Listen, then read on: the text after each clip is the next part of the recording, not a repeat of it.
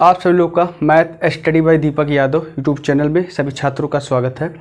प्यारे छात्रों, भौतिक विज्ञान में अब तक हमने आवेश पढ़ा दिया है और उसका क्वांटीकरण पढ़ा दिया है, ये सब पढ़ा दिया है। हमको पढ़ाना है कूलाम के नियम से। और हम आपको एक बात बता रहे हैं, ये जो परीक्षा होगी जुलाई में, जो परीक्षा जुलाई में होगी उसके लिए वीडियो बना रहे हैं। वन शॉट वीडियो रहेगा, एक वीडियो में पूरा एक चैप्टर का रिवीजन हो जाएगा। ये एक वीडियो में एक चैप्टर का क्या हो जाएगा, रिवीजन हो जाएगा। इसके बाद तुरंत जो वीडियो पड़ेगी गॉस की प्रमेय वाली अगले चैप्टर की पड़ेगी। समझ बात आ रही कि नहीं आ रही? मतलब एक वीडियो में एक पूरा क्या हो जाएगा, रिवीजन हो जाएगा। इससे पहले हमने आवेश के बारे में बता दिया था, इसको हम वीडियो जो लिंक में डिस्क्रिप्शन में दे देंगे, उसको देख लीजिएगा। आज हम बताने चल रहे हैं कहाँ से, कूलाम के नियम से। तो कूलाम का नियम आज हम आप लोगों को बताएंगे कहाँ से, कूलाम के नियम। कूलाम के नियम से आज हम बताएंगे।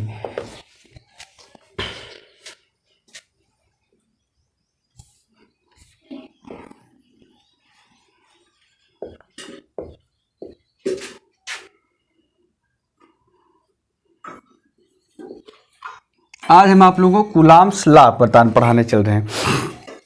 इम्पॉर्टेंट है, मोस्ट इम्पॉर्टेंट है आपकी परीक्षा के दृष्टि से। और इस वीडियो में हम आपको बता देंगे कूलाम्स लॉ और वैद्युत क्षेत्र की तीव्रता, पोटेंशियल, वैद्युत द्विध्रुव, अक्षीय, निरक्षीय, सब पूरा इस वीडियो में एकदम एक वीडियो में ही पूरा खत्म हो जाएगा। जितने भी 1 घंटे की वीडियो रहेगी तो 1 घंटा देख लेना पूरा। ये वीडियो के बाद कोई और दूसरा वीडियो आपको देखना नहीं पड़ेगा पहले चैप्टर के लिए। हाँ, इसके लिए अगर आप आवेश सुवेश के बारे में नहीं जानते हम, तो इसके पहले डिस्क्रिप्शन में वीडियो है, उसको भी आप लोग क्या कर लीजिएगा, देख लीजिएगा। देखिए, ये कूलाम का नियम क्या होता है कि 2 बिंदु आवेश, ठीक है, 2 बिंदु आवेश, जैसे 2 बिंदु आवेश, एक बिंदु आवेश यहाँ पर है जिसका नाम हमने Q1 रखा, और एक बिंदु आवेश यहाँ है जिसका नाम हमने क्या रखा, Q2 रखा। 2 बिंदु आवेश के बीच, 2 बिंदु आवेशों के गुणनफल के बीच लगने वाले दूरी के वर्ग के अनुक्रमानुपाती होता है क्या, कूलाम का नियम। ठीक है नहीं? ठीक है। 2 स्थिर बिंदु आवेशों के बीच लगने वाला आकर्षण अथवा प्रतिकर्षण का बल दोनों आवेशों की मात्राओं के गुणनफल के अनुक्रमानुपाती तथा उनके बीच की दूरी के वर्ग के व्युत्क्रमानुपाती होता है। यह बल दोनों आवेशों को मिलाने वाली रेखा के अनुदिश होता है। यानी कि ये जो बल होता है ये दोनों रेखा को मिलाने वाली मतलब उनके दिशा में ही होता है। चलिए, अब हम 2 बिंदु आवेश मान लिए, एक Q1 मान लिए, एक Q2 मान लिए। इनके बीच की दूरी हमने क्या मान लिया, R मान लिया। ठीक है भाई, इनके बीच की दूरी हमने क्या मान लिया, R मान लिया। तो कूलाम का नियम कहता है कि F अनुक्रमानुपाती, F प्रोपोर्शनल टू सबसे पहले Q1 और उसके बाद फिर F प्रोपोर्शनल टू क्या, Q2, F proportional to Q1 and Q2 और फिर F proportional to 1/R square और F proportional to Q1 Q2 upon क्या होता है, R स्क्वायर। या फिर F इक्वल टू आप क्या लिख दीजिए, K into Q1 Q2 upon क्या लिख दीजिए, R स्क्वायर। सुनिए, अभी ध्यान से देखिए, ये सिस्टम हुआ, ये क्या हुआ, बल हुआ। ये F का मान निकला, F इक्वल टू कितना, K इंटू Q1 Q2 अपान R स्क्वायर। अब देखिए, सुविधा के लिए आप किसके लिए, सुविधा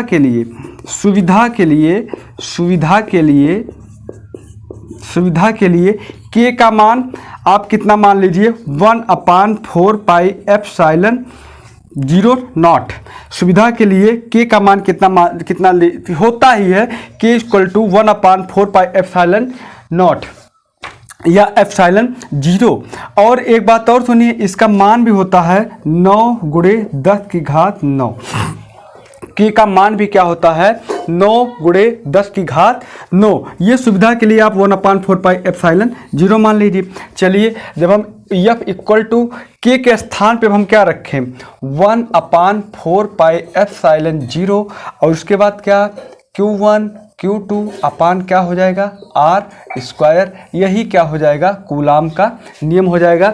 अगर एक नंबर 2 नंबर में आता है, अगर 2 नंबर या 1 नंबर में सवाल आ जा है तो आप यहाँ तक क्या करेंगे प्रूफ कर देंगे, इसके बाद यहाँ से काम खत्म हो जाएगा। ठीक है मेरे भाई, इसके बाद यहाँ पर इसका काम क्या हो जाएगा खत्म हो जाएगा। अगर इसको और आगे बढ़ाना चाहते हैं, अगर इसको और आगे बढ़ाना चाहते हैं तो कैसे बढ़ाएंगे।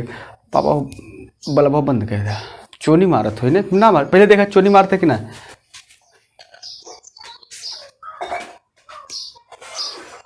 ठीक है चोनी ना मारता, ठीक रात बंद करे, चोनी ना मारते रात बंद करे।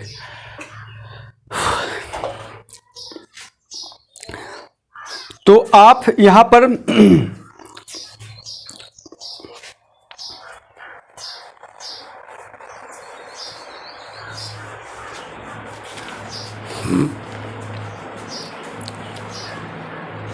ये इतनी बात आपको क्या हो गई होगी, समझ में आ गई होगी।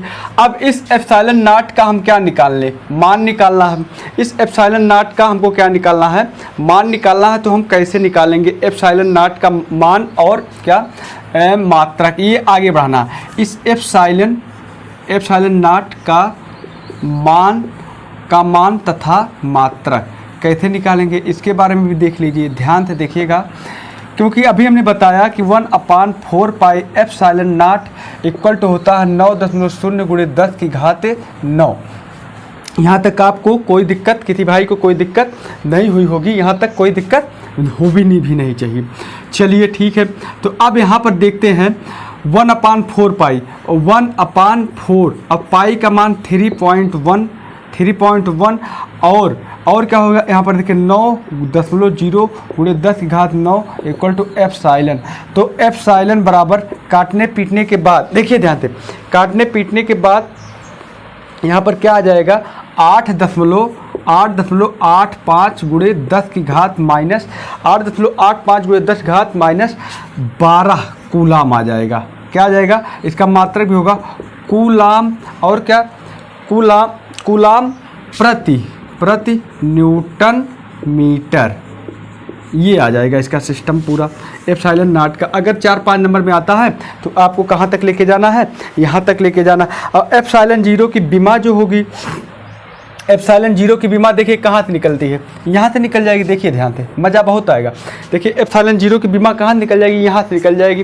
क्योंकि एप्सिलॉन नॉट बराबर आप क्या लिख सकते हैं, आप यही लिख सकते हैं यफ।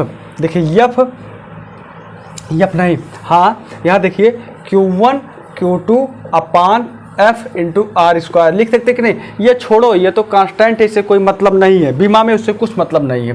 देखिए एप्सिलॉन नॉट यहाँ पर चला जाएगा और यहाँ पर केवल आ जाएगा बस। तो अब देखिए ऊपर ये आवेश का मात्रक क्या होता है, कूलाम हो गया। आवेश का मात्रक क्या हो गया, कूलाम, यहाँ तक कोई दिक्कत नहीं। बटा एफ का मान क्या होता है, न्यूटन होता है। क्या होता है, न्यूटन होता है। और इसका क्या होता है, मीटर होता है। न्यूटन मीटर हो गया कि नहीं। यहाँ तक किसी को कोई दिक्कत नहीं होनी चाहिए। देख लीजिएगा, यहाँ तक किसी को कोई दिक्कत नहीं होनी चाहिए, होगी भी नहीं। आगे अब देखिए इसका कूलाम का अगर हम बीमा जब बदलते हैं तो कूलाम का बीमा क्या हो जाएगा, E स्क्वायर टी स्क्वायर। और न्यूटन का पता है mL/T पावर -2 होता है कि नहीं होता। और मीटर का क्या होता है, L हो जाता है, हो जाएगा। यहाँ तक किसी को कोई दिक्कत नहीं होनी चाहिए। यानी कि जब हम सीरियल से करते हैं, सीरियल से मतलब अब ये देखिए L पावर 2 हो जाएगा, ऊपर जाएगा m पावर -1 और क्या L पावर माइनस कितना, देखिए L 2 हो जाएगा ना, L पावर -2। ये देखिए ऊपर जाएगा प्लस, और T पावर कितना हो जाएगा 4, और उसके बाद A पावर कितना है 2। तो ये इसकी क्या हो जाएगी, बीमा हो जाएगी। ये इसकी क्या हो जाएगी, बीमा हो जाएगी। m power -1 L power minus, एक मिनट, L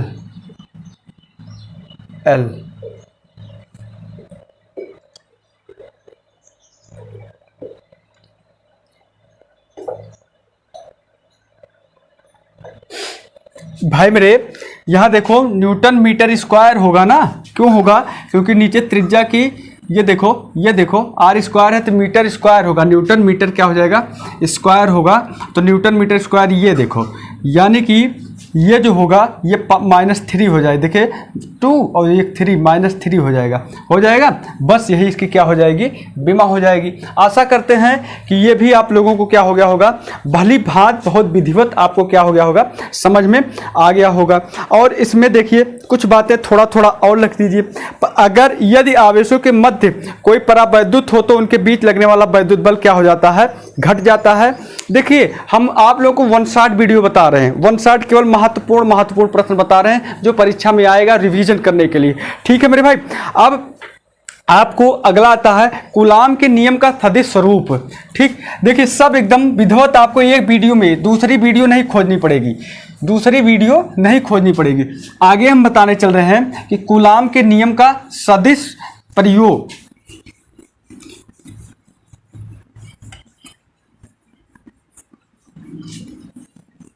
देखिए कूलाम के नियम का सदिश निरूपण, इसकी धज्जियां उड़ने वाली है, एकदम धज्जियां उड़ने वाली है।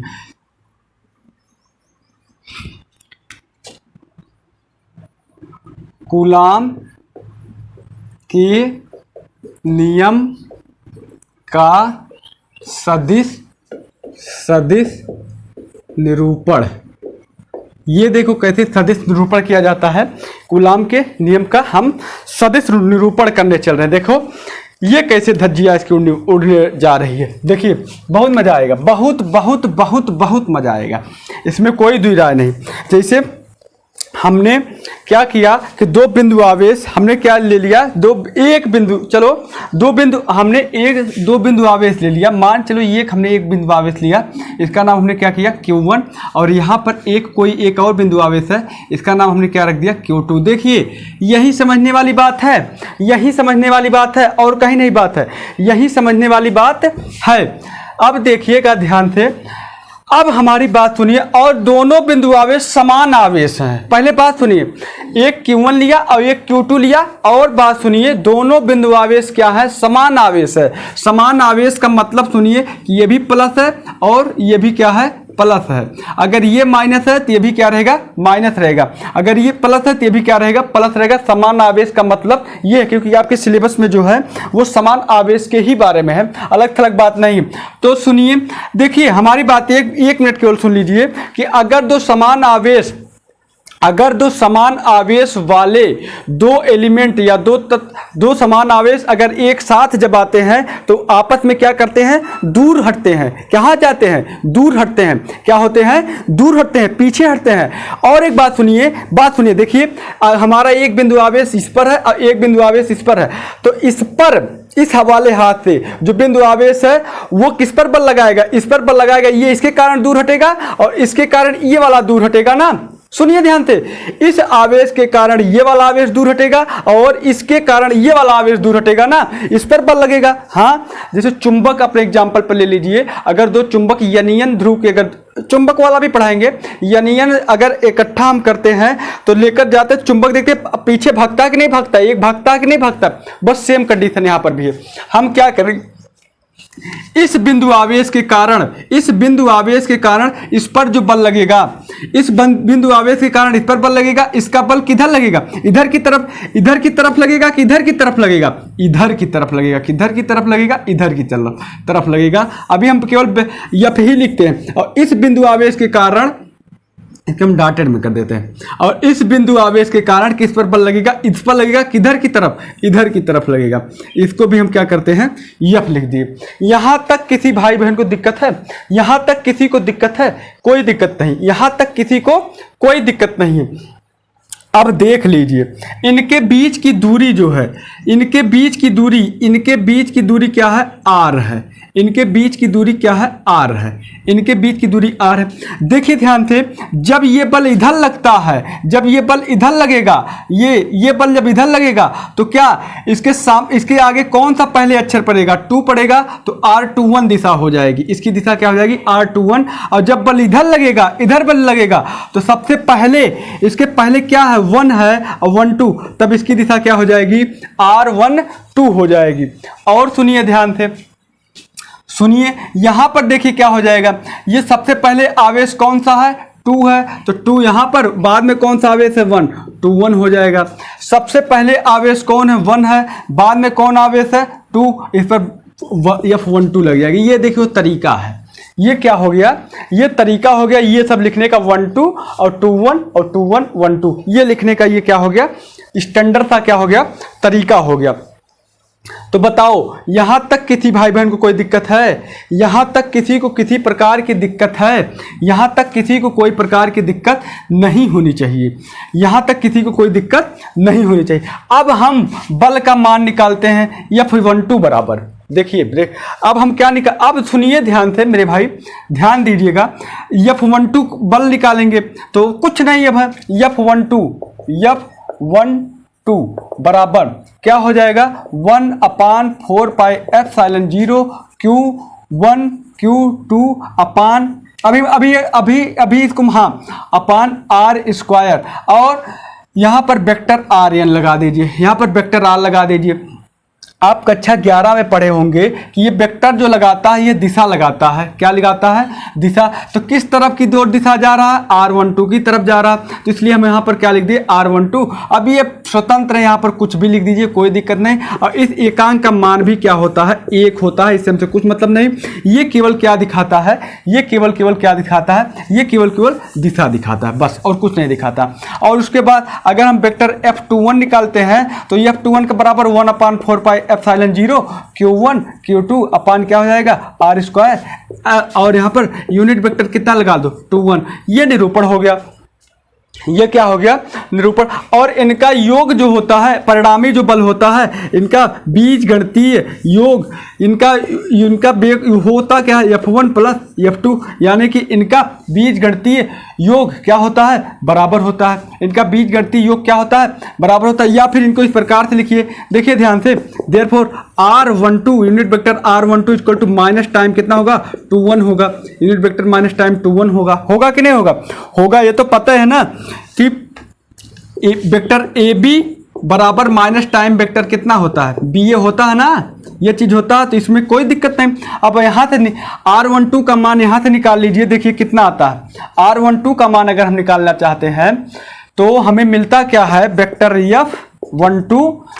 F12 और क्या मिलेगा, हाँ वेक्टर F12 4πε0 इंटू R² और पूरे बटा Q1 Q2 यही मिलेगा ना, और बराबर माइनस टाइम इसका मान रख दीजिए, इसका भी हो जाएगा वेक्टर F21, वेक्टर क्या हो जाएगा F21 4πε0 और साथ में क्या हो जाएगा, साथ में हो जाएगा R21 मतलब R² करो, R21 नहीं R², क्योंकि दूरी बराबर है और ये जो लग गया है तो दिशा बता ही रहा R² और पूरे का बटा कितना Q1 और क्या हो जाएगा Q2। यहाँ तक किसी भाई बहन को दिक्कत नहीं होनी चाहिए। अब यहाँ से देख लीजिए, यहाँ से देखिए क्या देखने मिल रहा है, देखिए ये पार्ट इस पार्ट से क्या हो गया कट गया, और ये देखो Q1 बटा है ना, ये देखो Q1 Q2 भी कट गया कि नहीं कट गया।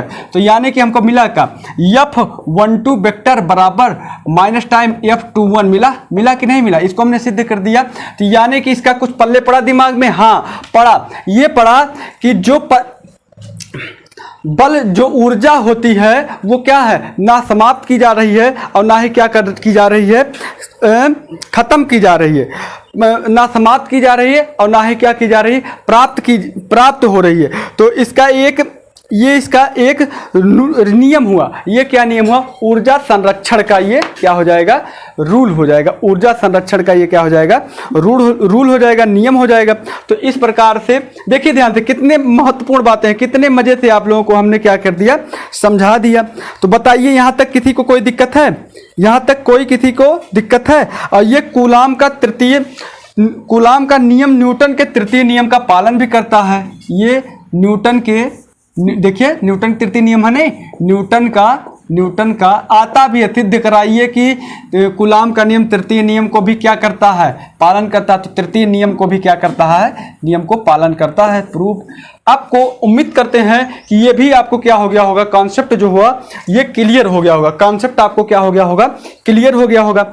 अब हम इसके बाद आते हैं देखिए बहुत कुछ। अब इसके बाद हम पहुंचते हैं वैद्युत बल की गुरुत्वाकर्षण बल से तुलना, कूलाम के नियम का महत्व। ये सब आप लोग जल्दी देख लीजिएगा क्योंकि हमको आपकी परीक्षा की तैयारी करवाना है। अब वैद्युत क्षेत्र बल रेखाएं, वैद्युत क्षेत्र पढ़ाने चल रहे हैं। वैद्युत क्षेत्र देखिए ध्यान से, वैद्युत क्षेत्र, क्योंकि हमको एक वीडियो में आपकी क्लास का क्या कराना है, रिवीजन कराना है। 1 मिनट में मतलब एक वीडियो में पूरी क्लास अगर हम इसको आराम से पढ़ाएं, ध्यान से मतलब पढ़ाएं तो कम से कम 2 से 3 वीडियो बन जाएगी इसकी। 2 से 3 घंटे लग जाएंगे, लेकिन 3 से 4 घंटे भी लग सकते हैं। लेकिन हम इसको आपको एक वीडियो के अंतर्गत ही निचोड़ बताने चल रहे हैं। वैद्युत क्षेत्र, अब याद करिए, याद आएगा जब हमने पहले वाली वीडियो में घर्षण के बारे में बताया था कि जब रगड़ा था तो कोई एक ऐसी स्थिति पे जब लेके जाए थे तो यहाँ के जो बाल होता था वो ऊपर की तरफ आ जाता था, लेकिन एक जगह ऐसी पहुंचती थी कि जहां बाल कुछ असर नहीं पड़ता था। तो जहां पर जब हम वैद्युत क्षेत्र की तरफ, जब आबनूस की क्षण बिल्ली की खाल को, हम बिल्ली की खाल के थोड़ा करीब जब लाते हैं तो बिल्ली की खाल या आबनूस की क्षण जहां से वैद्युत आवेश आना उत्पन्न हो जाता है, जितने दूर तक वो उसका क्या हो जाएगा, क्षेत्र हो जाएगा। जैसे एग्जाम्पल के तौर पर हमने माना कि यहाँ ये plus plus plus plus plus, ये प्लस है, ये प्लस है, ये प्लस है, ये प्लस है, प्लस है, जितना गोला है इसमें प्लस चार्ज है, और हमने एक निगेटिव चार्ज की छड़ लेकर आया, तो जैसे यहाँ पर लाएंगे तैसे ये आपस में क्या हो जाएंगे, आकर्षित हो जाएंगे। और यहाँ पर लाएंगे आकर्षित नहीं होगा, यहाँ पर लाएंगे आकर्षित नहीं होगा। जैसे इस पर टच किया तैसे ये क्या हो जाएगा, आकर्षित हो जाएगा। तैसे ही इस पर विद्युत आने जाने, तैसे ही उदासीन बना लेगा। सही बात ये, तैसे ही क्या बना लेगा, उदासीन बना लेगा। तो अब एक बात और सुन लीजिए, अब वैद्युत क्षेत्र की बल रेखाएं, ये समझ लीजिए ये क्या बात है। वैद्युत क्षेत्र की बल रेखाएं का मतलब, जैसे हमने मान लिया कि ये कोई प्लस चार्ज है और ये कोई क्या है, माइनस चार्ज है। हमने इनको इकट्ठा किया और जब यहाँ थोड़ा थोड़ा दूरी पर लाया तो हम देखें ये इनके क्षेत्र के अंतर्गत आ रहे हैं। तो हमको ये दिखाई पड़ता है, क्या दिखाई पड़ता है कि इसमें से कुछ रेखाएं, किरणें, ये पार्ट यहाँ पर भाग भाग के जा रहा है, ये पार्ट यहाँ पर भाग भाग के क्या हो रहा है, जा रहा है। देखो ये प्लस वाला माइनस की तरफ भाग भाग के क्या हो रहा है, जा रहा। प्लस वाला माइनस की तरफ क्या हो रहा, भाग के जा रहा। और फिर हमने क्या देखा कि ये प्लस है और यहां पर सब माइनस माइनस माइनस है, क्या सब माइनस माइनस है। तो हमने फिर देखा कि यहां से सब कहां जा रहे हैं, इसकी तरफ भाग भाग के जा रहे हैं, ठीक है। और उसके बाद फिर हमने क्या करके देखा कि ये इस पर हमने ध्यान दीजिएगा, ये क्या हुआ, ये निगेटिव चार्ज है और यहाँ पर सब प्लस प्लस है, सब प्लस प्लस है, सब प्लस। तो क्या देखा कि यहाँ से अब सब ये वाले सब यहाँ इस पर भाग भाग के आ रहे हैं, इस पर भाग के आ रहे हैं, मतलब प्लस वाले सब निगेटिव। अब यहाँ पर हमको ये स्पष्ट हो गया कि जो प्लस वाला होता है वो माइनस की तरफ जाता है, जितना फाजिल रहता है उसको देने के लिए जाता है, ताकि वो आपस में क्या हो जाए, समान हो जाए, बराबर हो जाए। यही इनके क्या है, वैद्युत क्षेत्र के गुण हैं और यही वैद्युत क्षेत्र की बल रेखाएं हैं। उम्मीद करते हैं कि ये भी आप लोगों को क्या हो गया होगा, समझ में अच्छे से आ गया होगा, ये भी आपको समझ में आ गया होगा। अब हम बताने चल रहे हैं वैद्युत क्षेत्र की तीव्रता। वैद्युत क्षेत्र की तीव्रता एक 1 शॉर्ट वीडियो है, अगर आप लोगों को समझ में आ रहा होगा, तैयारी अच्छे से, मतलब तैयारी प्रति लग रहा होगा कि हमारी तैयारी हो सकती है, हमारा रिवीजन हो सकता है, तो आपको, क्योंकि प्रश्न भी कम आने हैं, महत्वपूर्ण पेपरों का पेपर भी होगा, सभी पेपर नहीं होंगे, कुछ ही होंगे, तो वो हम लेकर आ रहे हैं जो आपकी परीक्षा में आने वाले हैं, वही प्रश्न लेके आ रहे हैं। ज़्यादा फालतू नहीं लेकर आ रहे हैं कि ये भी पढ़ा दूँ, वो भी पढ़ा दूँ, या कर दूँ, वाह कर दूँ, नहीं। बस आपको केवल परीक्षा की दृष्टि से ये वीडियो बन रही है, ना कि जानकारी भी होगी, लेकिन परीक्षा की दृष्टि से अति संभावित है, परीक्षा की दृष्टि से। देखिए अब हम आप आगे ला रहे हैं वैद्युत क्षेत्र की, देखिए वैद्युत क्षेत्र की तीव्रता। वैद्युत क्षेत्र की क्या चीज है, तीव्रता। वैद्युत क्षेत्र की तीव्रता एक intensity of electric field, intensity of electric field, intensity of electric field. तो इसके बारे में सुनिए, धन परीक्षण आवेश, पर लगने वाले बल से नापते हैं। यदि वैद्युत क्षेत्र में रखे धन परीक्षण आवेश Q0 पर लगने वाला बल F है तो उस बिंदु पर विद्युत क्षेत्र की तीव्रता वेक्टर E बराबर वेक्टर F अपान क्या होता है, Q0 होता है। क्या हो जाता है, Q0 होता है। यानी कि F बराबर हम क्या वेक्टर F बराबर Q0 वेक्टर E लिख सकते हैं। ठीक है कि नहीं, ठीक है। अगर हमको तीव्रता की विमान निकालनी हो तीव्रता की, तो न्यूटन प्रति क्या हो जाएगा, कूलाम, इसका मात्रक हो जाएगा।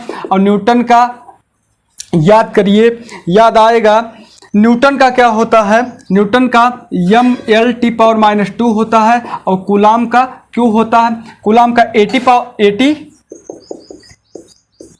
होता है कि नहीं होता, 80 होता है। बस इसके बाद क्या, इसके बाद कुछ नहीं, ये टी mL⁻³ खत्म कहानी। ये इसकी हो जाएगी बीमा। बस इतने बात थी। अभी हम धीरे धीरे आप लोगों को आराम से सब कुछ क्या करते हैं, समझाते चले जाते हैं। ठीक, इतना समझ में आ गया। विद्युत क्षेत्र की तीव्रता E बराबर F अपान Q0, E बराबर F अपान Q0, E बराबर F अपान Q0। इतनी बातें आपको समझ में आ गई होंगी। इसके बाद देखिएगा 1 शॉर्ट वीडियो, भाई मेरे 1 शॉर्ट वीडियो है। 1 शॉर्ट वीडियो का महत्व समझिए। अगर आप लोगों को पढ़ना है तो ज्यादा से ज्यादा क्या, मैथ का भी 1 शॉर्ट वीडियो लाने वाले, 10 प्रश्न का 1 शॉर्ट वीडियो जो है मैथ का भी लाने हैं, लाने वाला हूं। मैट्रिक्स और मैट्रिक्स प्लस क्या कहते हैं डिटर्मिनेंट, दोनों मिक्स करके 10 क्वेश्चन लाने वाला हूं। आपकी बोर्ड परीक्षा में 100% उसमें से आना है, बाहर से नहीं आना है। और फिजिक्स का भी फिजिक्स तो पढ़ ही रहे हो, मैथ का भी लाऊंगा, फिजिक्स का भी लाऊंगा,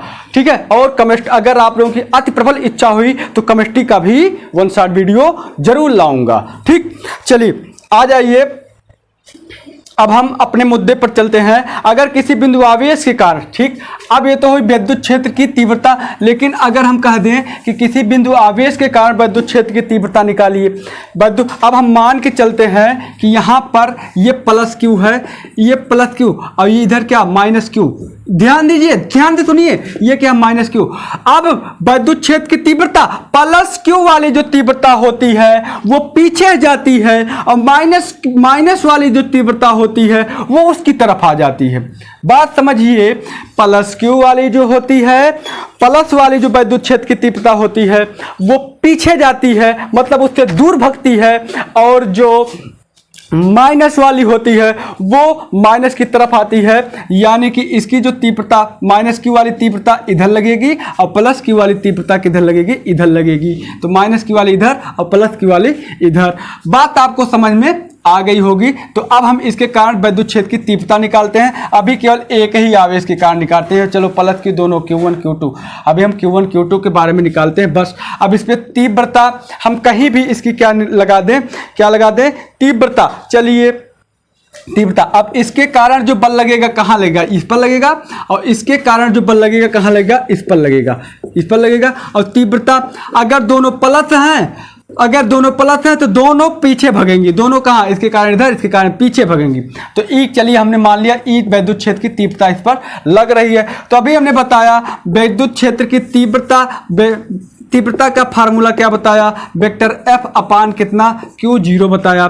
तो बराबर F का मान क्या होता है 1/4 पाई एप्सिलॉन 0। और उसके बाद ये देखो Q0 हमने यहाँ Q0 कर दी, Q1 Q केवल किया, Q केवल किया, Q और Q2, Q plus Q minus Q और यहाँ Q की Q से कटा अपान R²।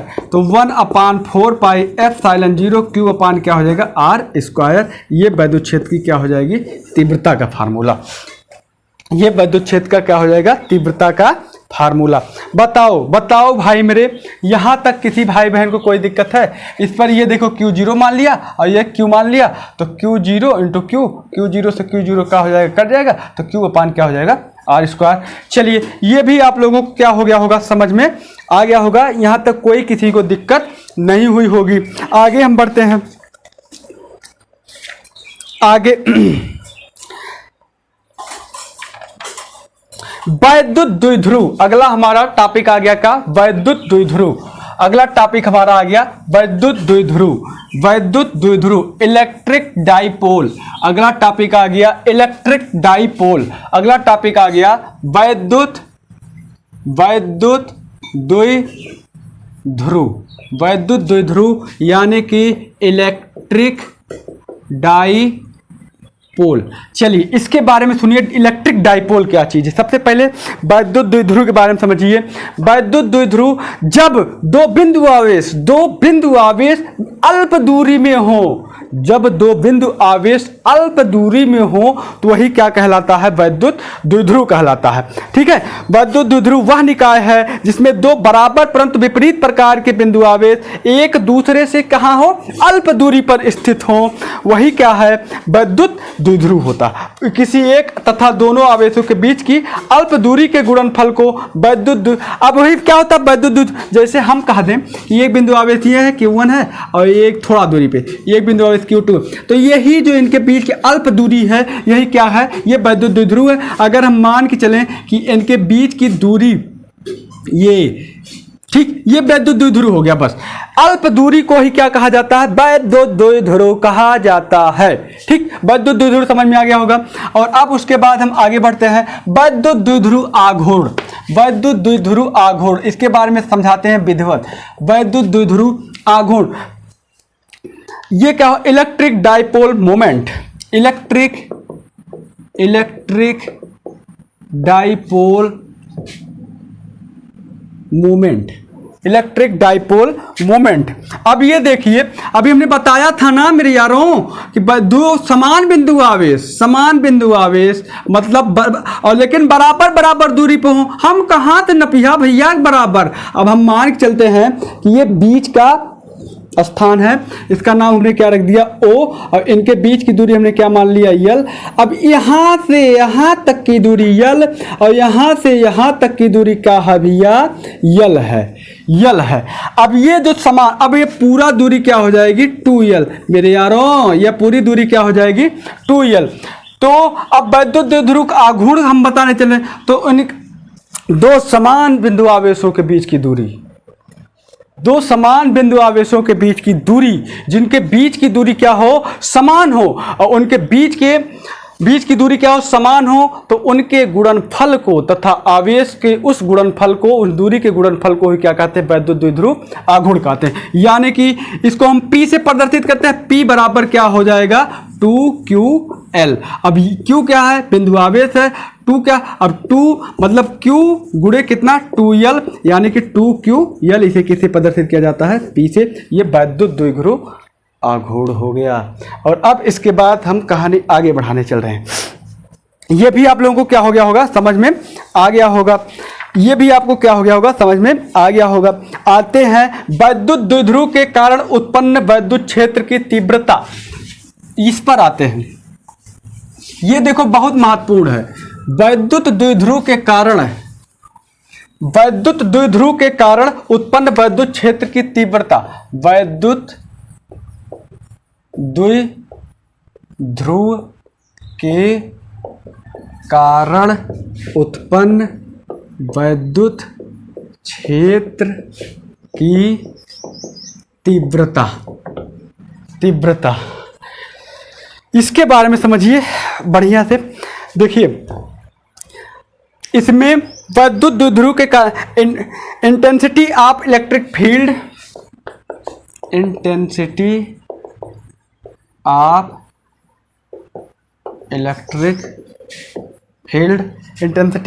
Electric field due to an electric dipole,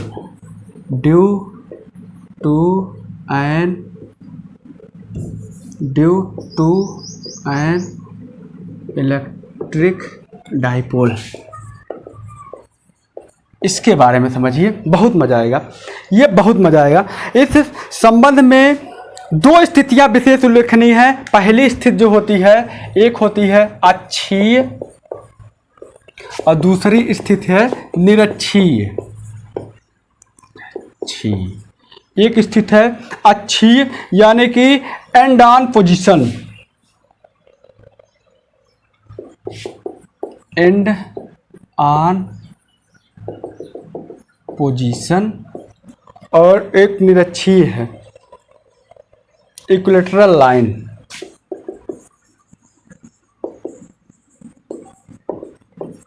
यह दोनों है। तो सबसे पहले अक्षीय और निरक्षीय के बारे में समझ लीजिए, तब उसके बाद इसका भी डेरिवेशन तुरंत इसी वीडियो में डेरिवेशन होगा। सबसे पहले क्या सुन लीजिए, अक्षीय और निरक्षीय के बारे में समझ लीजिए क्या चीज है।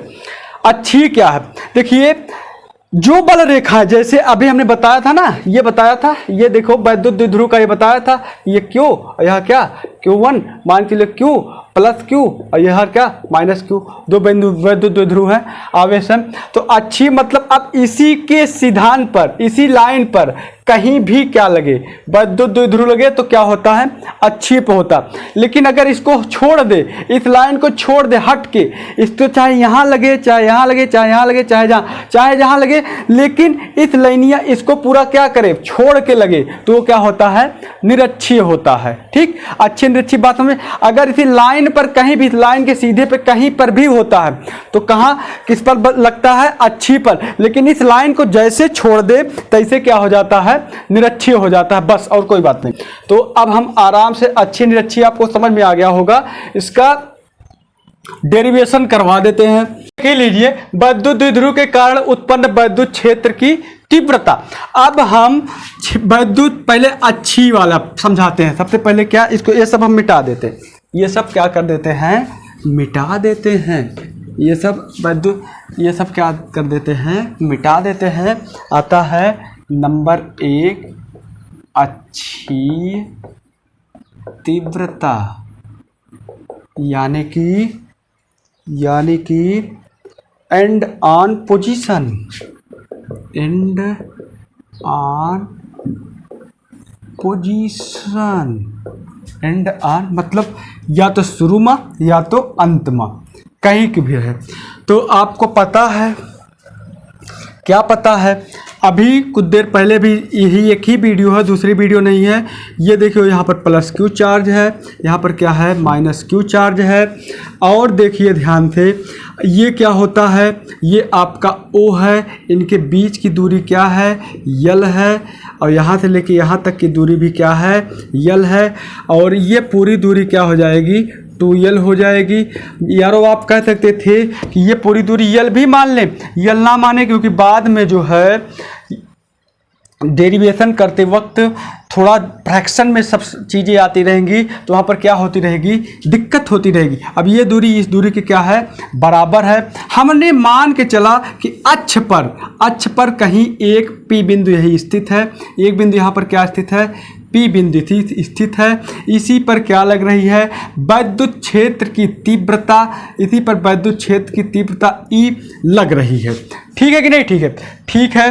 तो अब हम यहाँ ध्यान दीजिए, अगर हम नापेंगे, अगर हम दूरी नापते हैं तो कहाँ से नापेंगे, यहाँ से नापेंगे कि यहाँ से नापेंगे, ना यहाँ से नापेंगे ना यहाँ से नापेंगे, नापेंगे कहाँ, यहाँ से। तो हमने इसकी दूरी का मान रख दिया स्मॉल r, यहाँ तक का, कहाँ तक का, P तक का। ये सब लिखना भी रहेगा, हम लिखाएंगे नहीं, आप लोग सुन लीजिए, ये जो लिख रहे हैं ये सब लिखना भी रहेगा, माना ये दूरी स्मॉल r, ये L, ये सब लिखना भी रहेगा आप। और उसके बाद अब देख लीजिए ध्यान से, अब हमको बताइए, ये दूरी तो L है ना, ये दूरी L है, और ये भी दूरी क्या है, L है। चलिए बता दीजिए, यहाँ से लेके P तक की दूरी क्या हो जाएगी, यहाँ से लेके यहाँ तक की दूरी क्या, यहाँ से लेके यहाँ तक की R है, और ये L है, तो ये पूरी क्या हो जाएगी, R प्लस L हो जाएगी कि नहीं हो जाएगी। और एक बात बता दीजिए, क्या बता दीजिए कि इस यहाँ Q वाले पॉइंट से, यहाँ से लेकर, मतलब नाम रख देते हैं, ए बी नाम रख देते हैं ताकि ठीक रहे। अब ए बी मतलब बी पी दूरी कितनी होगी, बी से पी तक की दूरी, ये भी देख लीजिए, ये सब लिखना पड़ेगा भाई। ये देखो, ये पूरी आर है, इतनी यल है, तो इतनी क्या हो जाएगी, आर माइनस यल हो जाएगी। उम्मीद करते हैं कि ये पूरी दूरी आप लोगों को क्या हुआ होगा, समझ में अच्छे से ये निकालना आ गया होगा। जैसे ये निकालना आ गया तैसे इसकी धज्जियाँ उड़ जाएगी, तैसे इसकी क्या उड़ जाएगी, धज्जियाँ उड़ जाएगी। यहाँ पर कोई दिक्कत नहीं होने वाली। देखिए, बिंदु आवेश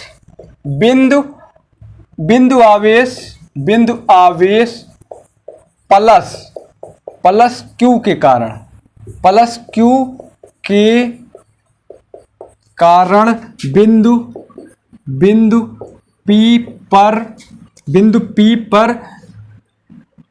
P पर वैद्युत क्षेत्र की तीव्रता, वैद्युत क्षेत्र की तीव्रता बराबर E बराबर क्या हो जाएगा, इसको हम E1 बना देते हैं मेरे भाई, इसको क्या बना देते हैं E1। अगर अच्छी पे रहेगा तो परिणामी तीव्रता जो होती है जो ज़्यादा रहेगा उसी में से कम वाले क्या कर देंगे, घटा देंगे। अगर E वाली ज़्यादा रहेगी तो E में से घटाएंगे, अगर जो ज़्यादा रहेगा उसमें से घटा देंगे, बस इतना जानो। तो वेक्टर E1 बराबर हम क्या अभी बताए हैं 1/4πε0 किसके कारण, Q के कारण, ए नाते प्लस Q लिखेंगे। अब पूरे का बटा अब Q से लेके P के बीच की दूरी कितना है, R प्लस L है, तो इसलिए हम यहाँ पर क्या लिख देंगे R प्लस L का होल स्क्वायर। बताओ यहाँ तक किसी को कोई दिक्कत नहीं होनी चाहिए। इसको समीकरण कितना बना दीजिए 1। इसी प्रकार बिंदु माइनस Q के कारण बिंदु P पर वैद्युत क्षेत्र की तीव्रता, E2 बराबर, इसको हमने E2 कर दिया। E2 बराबर हो जाएगा 1/4πε0, यह भी Q अपान कितना R माइनस L का होल स्क्वायर। इसको समीकरण नंबर कितना बना दीजिए 2 बना दीजिए। अब परिणामी तीव्रता जो ज़्यादा होगा उसी में से घटा दो, परिणामी वैद्युत क्षेत्र की तीव्रता, वैद्युत क्षेत्र की तीव्रता E बराबर जो ज़्यादा होगा। अब देखिए ज़्यादा कौन होगा, ये ज़्यादा होगा कि ये ज़्यादा होगा, ये ज़्यादा होगा ना, ये ज़्यादा होगा ना, तो क्या कर दीजिए E2 माइनस कितना कर दीजिए E1, यानी कि 1 देखिए सब में कॉमन दिखाई पड़ रहा है 1/4πε0, Q भी कॉमन है, इसलिए डायरेक्ट हम लिखते हैं, क्या लिखते हैं 1/R माइनस L का होल स्क्वायर माइनस 1/R, बहुत शॉर्ट कर दिया, R प्लस L का होल स्क्वायर, डायरेक्ट लिख दिया। इतना आपको समझ में आ गया होगा। ऊपर का अब हम ये क्या करते हैं, इसको हम मिटा देते हैं। ठीक, एक बात यहाँ पर अब कुछ नहीं करना, इसको हम क्या कर दिए साफ कर देते हैं। इसको हमने क्या किया साफ कर दिया। चलिए, और इसको थोड़ा कम कर दिया ताकि पूरा आ जाए। अब देखिए ध्यान से क्या देखना है, E2 परिणामी है, E बराबर 1/4πε0 हो गया। इधर देखिए, इधर होगा 1/4πε0 ना या एप्सिलॉन नॉट इंटू Q। ये देखिए इसका एलसीएम ऊपर हो जाएगा R प्लस L का whole square minus R minus L का क्या हो जाएगा होल स्क्वायर अपान पूरे का बटा क्या R माइनस L का whole square into R plus L का होल स्क्वायर, ये लगा दो ब्रैकेट। बट देखिए 1/4πε0। चलिए Q, अब देखिए आराम से इसको जब हम खोलेंगे देखिए क्या कटेगा, R स्क्वायर कट जाएगा कि नहीं कट जाएगा, क्योंकि यहाँ माइनस R स्क्वायर हो जाएगा, कट जाएगा। L स्क्वायर कट जाएगा कि नहीं कट जाएगा, कट जाएगा। इधर से क्या 2RL हो जाएगा, उधर से माइनस 2RL हो जाएगा, तो यानी कि 4RL हो जाएगा। क्या हो जाएगा 4RL हो जाएगा, कोई दिक्कत नहीं होनी चाहिए। और नीचे देखिए क्या होगा, नीचे बहुत कुछ नहीं होगा, बस जो होना है हो जाएगा। नीचे R माइनस L का होल स्क्वायर और R प्लस L का होल स्क्वायर, कोई दिक्कत नहीं होनी चाहिए। हमको याद नहीं है, हम बता देखो अगर इसको खोलेंगे तो R square plus L square plus 2RL होगा। यार देखो minus R square plus L square minus 2RL होगा कि नहीं होगा। अंदर जब माइनस का गुणा होगा देखिए ये माइनस हो जाएगा, ये माइनस हो जाएगा, ये क्या हो जाएगा प्लस। देखो L से L कट गया, R स्क्वायर से R स्क्वायर, देखो बता भी दे रहे हैं 2 2 4 RL लिख दिया कि नहीं, कोई दिक्कत है नहीं होनी चाहिए, ये हो जाएगा। तो अब हम आप लोगों को कुछ भी नहीं बताने वाले हैं। देखिए अब क्या कर दें, कुछ नहीं। यहाँ से देखते हैं कि 1/4πε0 Q को अंदर कर दीजिए, 2R अभी ये सब रहने दीजिए। Q एक काम करिए, R is R is greater than, मतलब ये आल यल जो है बहुत तुच्छ दूरी है, बहुत बहुत बहुत नगण्य दूरी है। तो इसलिए हम यल को इसे इतना छोटा कर दिया कि ये आर को हमने क्या कर दिया, छोड़ दिया 1/4πε0। क्यों? अब ये देखिए 4 गुणे आर ऐसे रहने दीजिए। एक काम अभी रुक जाइए, अभी मत छोटा करिए भाई, गड़बड़ नहीं तो हो जाएगा, अभी छोटा मत करिए। 1/4πε0। अब ये देखिए 2ql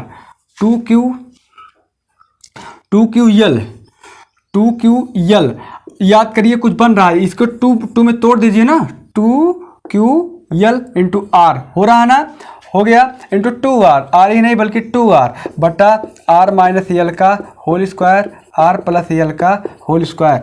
अब देखिए 1/4πε0 2ql अभी बताया, ये वैद्युत द्विध्रुव आघूर्ण यानी कि 2p, इसका मान ये बराबर क्या होता है, p के बराबर होता है ना, ये किसके बराबर होता है, p के बराबर होता है इंटू 2r, अब बटा r माइनस यल का whole square, r plus L का होल स्क्वायर। अब क्या करिए, r को बहुत बहुत बहुत बहुत बहुत बड़ा बना दीजिए, किससे, यल से, तो 1/4πε0 यानी कि p गुणे 2r अब पूरे बटा r माइनस यल का होल स्क्वायर। देखो r खत्म तो यहाँ से r स्क्वायर, यहाँ से भी क्या गुणे r स्क्वायर। अब एक r से स्वाहा, खत्म कहानी, कट गई कि नहीं कट गई। तो आया क्या, आया 1/4πε0 2p/r की घाते 3। ये अच्छीप आ गया, ये किस पर आ गया, अच्छीप आ गया, किस पर आ गया, अच्छीप आ गया। तो यहाँ तक किसी को कोई दिक्कत है, यहाँ तक किसी को कोई दिक्कत नहीं होनी चाहिए, यहाँ तक किसी को कोई दिक्कत नहीं होनी चाहिए। अब हम आगे बढ़ते हैं।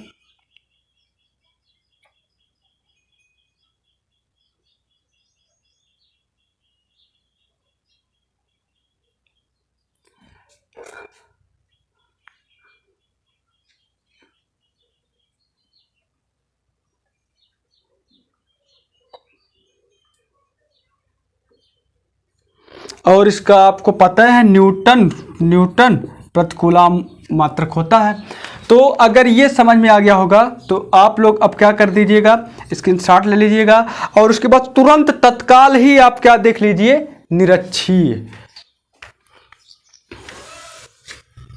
निरक्षी वाला वक्त।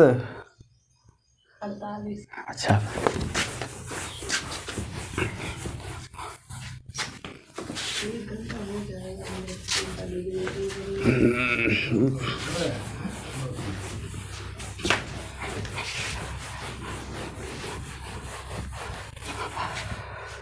अब इसके बाद तुरंत आप लोग देख लीजिए, क्या तुरंत वैद्युत द्विध्रुव की निरक्षीय रेखा, वैद्युत द्विध्रुव की निरक्षीय रेखा, यह देखो वैद्युत द्विध्रुव की निरक्षीय रेखा स्थित बिंदु पर वैद्युत क्षेत्र की तीव्रता, स्थित बिंदु पर वैद्युत क्षेत्र की तीव्रता, है ना। अब इसके बाद intensity of electric field, intensity of electric field, intensity of electric field या इक्विलेटरल लाइन, बस कुछ नहीं करा, इक्विलेटरल लाइन पे अब हम करने चले, ठीक है ना।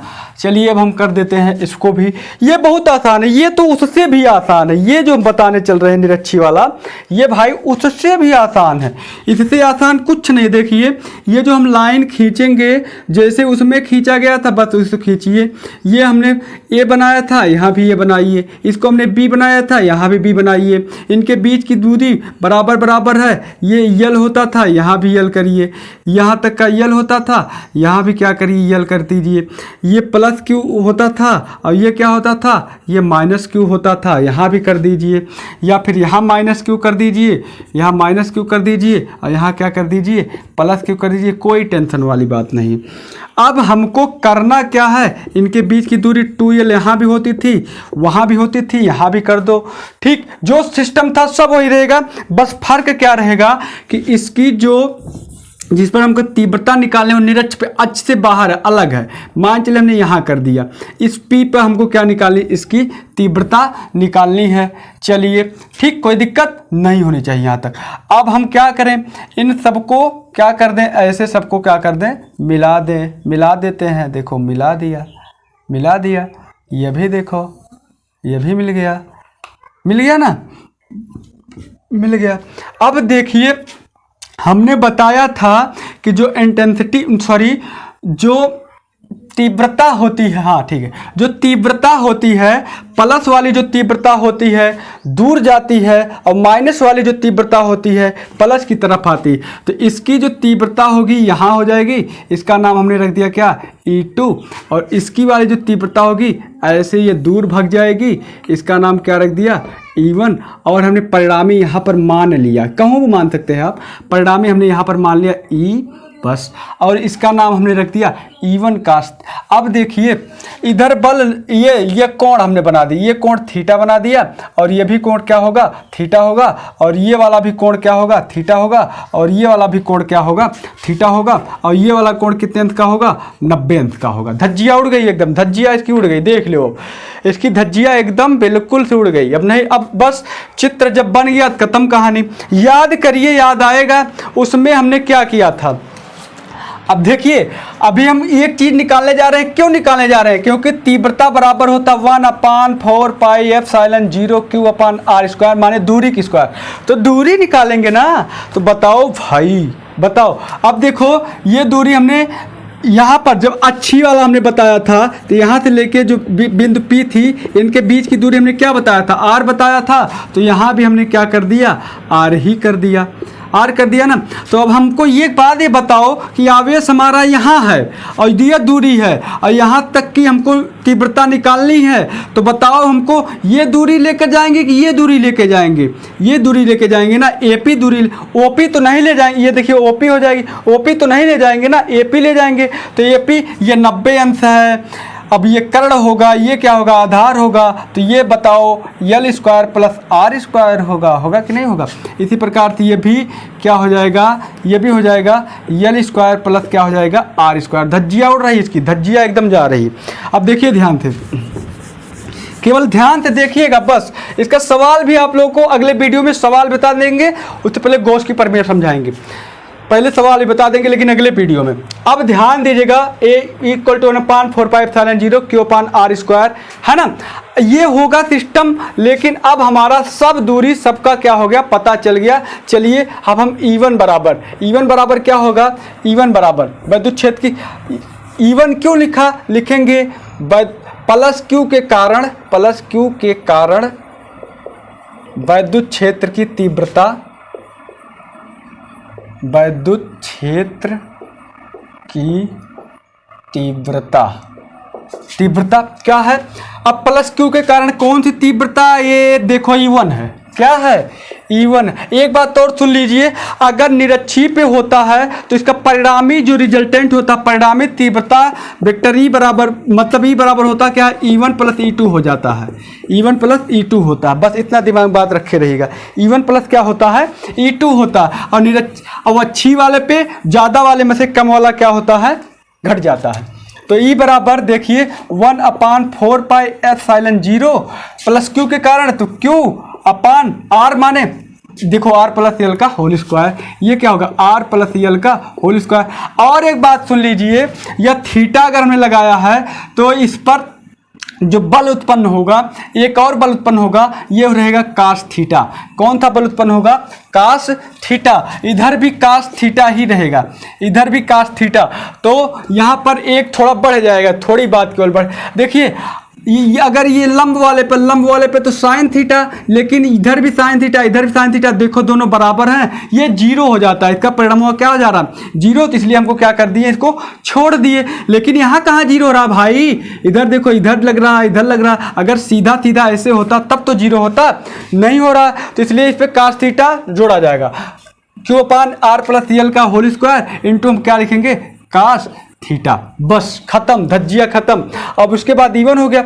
ये क्या था, ये इवन था, और E2 बराबर क्या हो जाए, इसी प्रकार माइनस क्यू के कारण विद्युत क्षेत्र है ना, तो माइनस क्यू के कारण E2 बराबर 1/4 पाई एप्सिलॉन नॉट। अब ये क्यू अपान आर माइनस यो आर प्लस यल का क्या हो जाएगा, होल स्क्वायर, और उसके साथ क्या है, कास थीटा। धज्जिया उड़ गई, एकदम खत्म कहानी। अब परिणामी विद्युत क्षेत्र की परिणामी विद्युत क्षेत्र की तीव्रता, परिणामी विद्युत क्षेत्र की तीव्रता E बराबर 1/, E बराबर E1 और प्लस कितना E2, यानी कि E बराबर 1, देखो कॉमन हम डायरेक्ट लेके लिख रहे हैं, 1/4 पाई एप्सिलॉन 0 इंटू क्यू भी कॉमन होगा, बचेगा क्या, दोनों जोड़ेंगे ना, अब गणित वाले हो। और यहाँ कास थीटा बाहर भी कॉमन ले लेते, कास थीटा भी हो जाएगा कॉमन, तो 1/r प्लस यल का होल स्क्वायर और प्लस 1/r प्लस यल का क्या हो गया, होल स्क्वायर, बाहर है कास थीटा। देखो धज्जिया उड़ गई ना। देखो कई लाइन एकदम आसानी से, क्योंकि आप लोगों को वन शॉट वीडियो पढ़ाने चल रहे हैं, इसलिए ऐसे ही इसकी पढ़ाई होती है। एक चैप्टर पूरा रिवीजन। अब यहाँ से देखिए क्या हो जाएगा, क्यू और इसका मान क्या हो जाएगा, 2 देखिए बराबर है आर प्लस यल का क्या हो जाएगा, whole square into cos theta. अब कास थीटा का मान रख दीजिए। कास थीटा का देखिए कहाँ से मान रखेंगे, कहीं से रख दीजिए। ये थीटा है, कास थीटा बराबर क्या होता है, आधार बटा कर्ण होता है। तो कास थीटा बराबर अगर हम निकालेंगे तो देखिए आधार बटा कर्ण, किसी से भी, इससे उठा लीजिए, चाहे इस त्रिभुज से चाहे इस त्रिभुज से, किसी भी त्रिभुज से कोई दिक्कत नहीं। तो आएगा क्या, L upon L R square plus L square, under root में यही तो आएगा, तो आएगा। तो यानी कि हम कास थीटा के स्थान पे E बराबर देखिए 1/4 पाई एप्सिलॉन 0, इधर देखिए 2Q, ये 2Q हो गया, अपान हम R प्लस यल का होल स्क्वायर रख देते हैं, R प्लस यल का होल स्क्वायर, और इसके कास थीटा के जगह पे हम कितना, यल बटा R प्लस यल का R स्क्वायर होल स्क्वायर, नहीं यारो, ये देखो R square plus L square होगा ना, R square plus L square होगा ना, R square plus L square होगा, वो भी अंडर रूट में होगा। जब अंडर रूट में होगा, जब अंडर रूट, जब हम इस ऐसे देखो ऐसे होगा ना, अंडर रूट का स्क्वायर, तो हम अंडर रूट इसका क्या कर देंगे, हटा देंगे। आर स्क्वायर, ये गलत लिख दिया, ये इस तरीके से होगा, under root R plus L का आर स्क्वायर प्लस, देखो यही तो है ना, तो यानी कि ये क्या हो जाएगा, R square plus L square होगा, ये क्या होगा, R square plus L square होगा, ये भी क्या होगा, R square plus L square, R square plus L square, R square plus L square, यहाँ भी देखिए R square plus L square, और यहाँ अंडर रूट में R square plus L square, है ना, खत्म कहानी। ई बराबर, अब ये देखिए 2QL माने क्या लिखेंगे, 2QL माने हम P लिखेंगे, क्या लिखेंगे, P, तो 1/4 पाई एप्सिलॉन 0, इसके स्थान पे P R, अब देखो R square plus L square, अब ये पूरा है यह, तो 3, इसकी पूरी पावर 3/2 हो जाएगी कि नहीं हो जाएगी, हो जाएगी, 3/2 हो जाएगी। बस अब कुछ नहीं करते हो, फिगर मिटा के आराम से काम कर देते हैं, इसको मिटा देते हैं, देख लीजिए। अब यहां पर हम E बराबर 1/4 पाई एप्सिलॉन 0 हम यहां पर कर देते हैं, यहां भी कर देते हैं R much then much greater L, यहां कर देते हैं। तो E बराबर, अब जहां R है, अब यल हम छोड़ देते, इतना छोटा है कि हम उसको क्या कर दिए, छोड़ दिए, 1/4 पाई एप्सिलॉन 0 P अपान, यहाँ क्यू है ही है,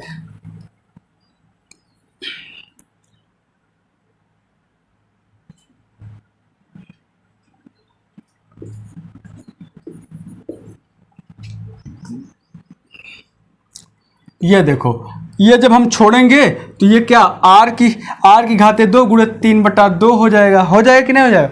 ये देखो कट गया, यानी कि ई बराबर यहाँ से क्या मिला है, क्यू तो नहीं है ना, P/4πε0 आर की घाते 3। ये आपका बढ़िया सा क्या हो जाएगा, निरक्षी वाला उत्तर हो जाएगा। समझ में आ गया कि नहीं आ गया। इसको इस प्रकार से लिखिए 1/4πε ये P/r की घाते 3, ये न्यूटन प्रति कूलम। इतना आप लोगों को ये भी क्या हो गया होगा, समझ में आ गया होगा। उम्मीद करते हैं कि ये वैद्युत क्षेत्र की तीव्रता, अच्छी निरक्षी, ये सब आपको क्या हो गया होगा, विधिवत समझ में आ गया होगा।